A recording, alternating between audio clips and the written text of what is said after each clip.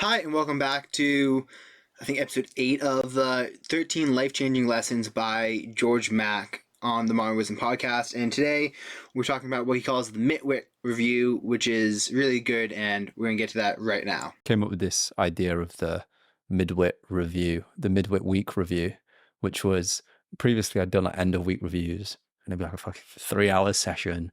There's like 60 different points.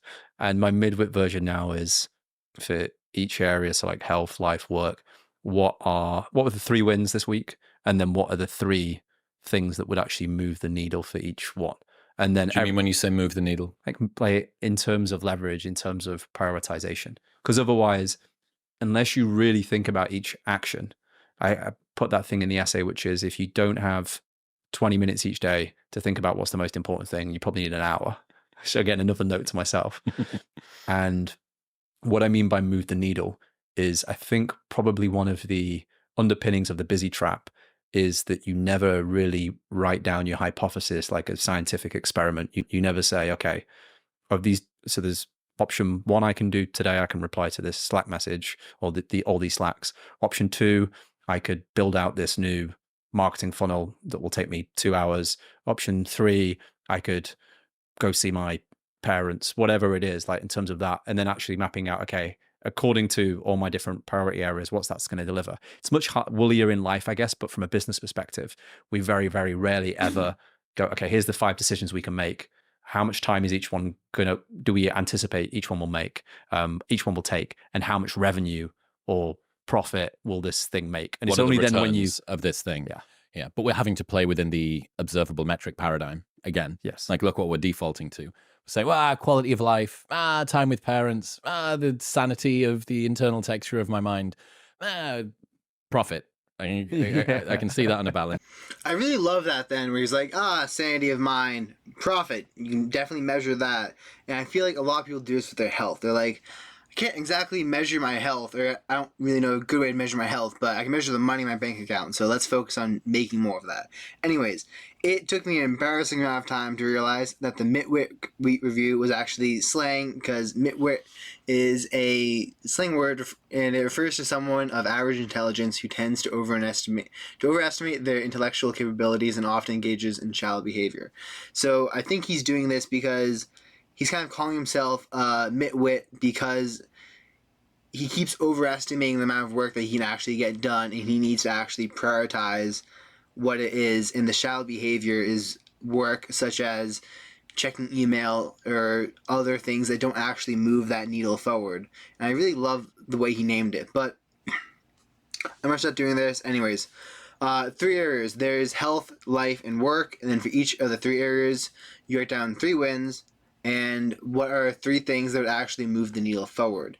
And that's like, what 3 things do you think would be most beneficial for each of those areas? For health, it might be sticking to your diet for the whole week, or going to the gym 5 times, or let's see, life, socializing with like 2 friends, work, getting some big project you have done, or like planning out your week or something like that. Anyways. And I really love this quote, and I think it applies very well, and something that I need to even work on myself. If you don't have 20 minutes each day to think about what the most important thing is, you probably need an hour.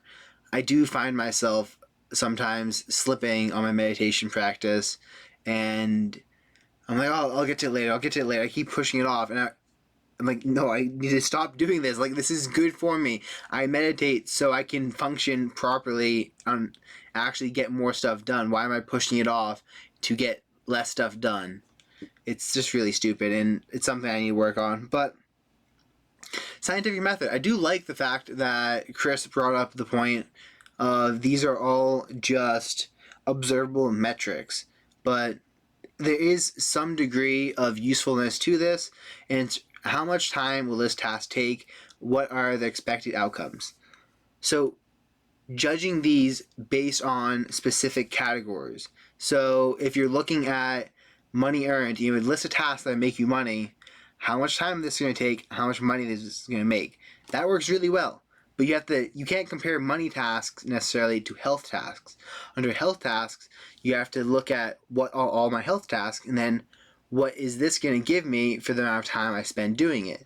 Like flexibility, even within health, it's kind of difficult, but there is metrics such as weight loss that you can do, but that's still an observable metric. You just can't really compare observable metrics across different platforms. Like, I don't know how much money is losing a pound of fat worth, or I don't know, man. Like, this is just, it's a skill that you get good at, and if you're conscious of it, it does help somewhat by eliminating tasks that you didn't quite think were useless, but at the end of the day don't actually move the needle forward, and it's really good for showing you what those are. Anyways, thanks for joining me. Click here for the playlist of the videos I have made so far on this topic. Click here to subscribe to the channel, and as always, peace out and thanks for watching.